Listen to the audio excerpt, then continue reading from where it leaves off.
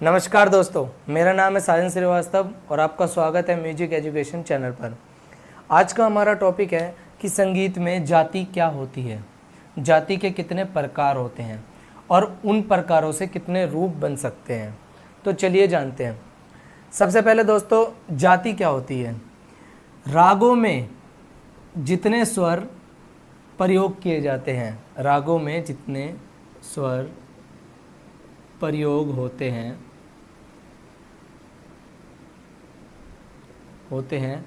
उनके आधार पर जाति तय होती है। जैसे कि जाति 3 प्रकार की हैं।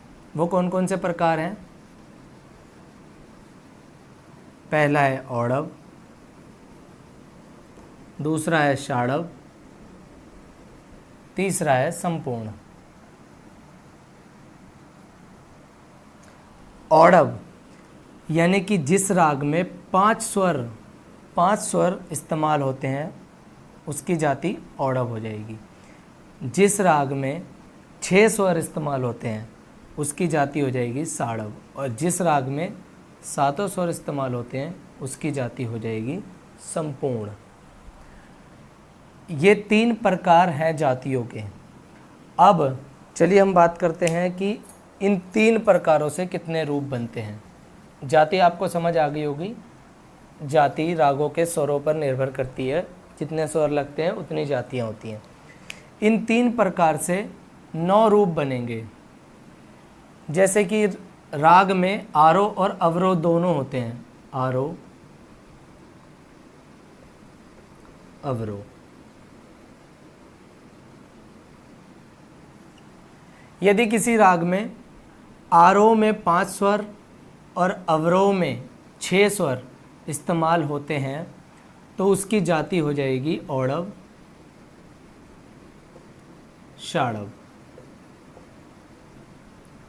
यदि किसी राग में आरोह में 5 स्वर इस्तेमाल होते हैं और अवरोह में 7 स्वर इस्तेमाल होते हैं तो उसकी जाति हो जाएगी औड़व संपूर्ण।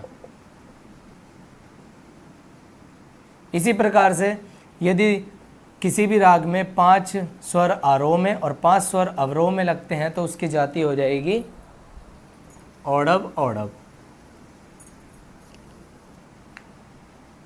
उसकी जाति हो जाएगी औड़व औड़व। सॉरी, ये ऊपर आना था, लेकिन एक ही बात है, औड़व औड़व। ये 3 रूप बन गए औड़व जाति से। इसी प्रकार से षाड़व, जाते आरोह में यानी कि जाते समय 6 स्वर और आते समय 5 स्वर, तो उसकी जाति हो जाएगी षाड़व औड़व। फिर जाते समय 6 स्वर, आते समय भी 6 स्वर, यानी कि आरोह में भी 6 स्वर और अवरोह में भी 6 स्वर, तो उसकी जाति हो जाएगी षाड़व षाड़व। बहुत ही इजी सा टॉपिक है, आपको समझ जरूर आ रहा होगा। फिर उसके बाद है तीसरा प्रकार, आरोह में 6 स्वर, अवरोह में 7 स्वर, यानी कि षाड़व संपूर्ण। 1 2 3 4 5 6, ये 6 रूप हो गए। इसी प्रकार से संपूर्ण के भी 3 रूप बनेंगे। आरोह में संपूर्ण, अवरोह में औड़व, यानी कि आरोह में जाते समय 7 स्वर और आते समय अवरोह में 5 स्वर, तो इसकी संपूर्ण औड़व। उसी प्रकार से दूसरा रूप इसका बनेगा, जाते समय 7 स्वर, आते समय 6 स्वर, यानी कि षाड़व संपूर्ण। फिर इसी प्रकार से तीसरा रूप बनेगा, जाते समय भी और आते समय भी 7 स्वर, संपूर्ण संपूर्ण। इसी प्रकार से जाति के 3 प्रकारों से 9 रूप ये बनाए जा सकते हैं। आप इसका स्क्रीनशॉट ले सकते हैं, और ये जाति के 9 रूप हैं। यानी कि जाति इस पर आधारित है कि राग में कितने स्वर लग रहे हैं आते समय और जाते समय, यानी कि आरोह में और अवरोह में कितने स्वर लग रहे हैं, वो स्वर की संख्या पर निर्भर करती है। उसके आधार पर ही जाति कहलाई जाती है। जैसे यदि किसी राग में, फिर से रिपीट कर देता हूँ, किसी राग में जाते समय आरोह में 5, अवरोह में 6, यानी कि औड़व षाड़व। फिर आरोह में 5, अवरोह में 7, औड़व संपूर्ण।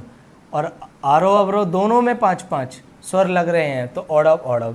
इसी प्रकार से 6-5 षाड़व औड़व, 6-6 षाड़व षाड़व, 6-7 षाड़व संपूर्ण। इसी प्रकार से संपूर्ण औड़व, संपूर्ण षाड़व, संपूर्ण संपूर्ण। ये 9 प्रकार, ये 9 रूप बनते हैं 3 जातियों से। और जाति इस पर आधारित करती है कि कितने स्वर राग में लग रहे हैं।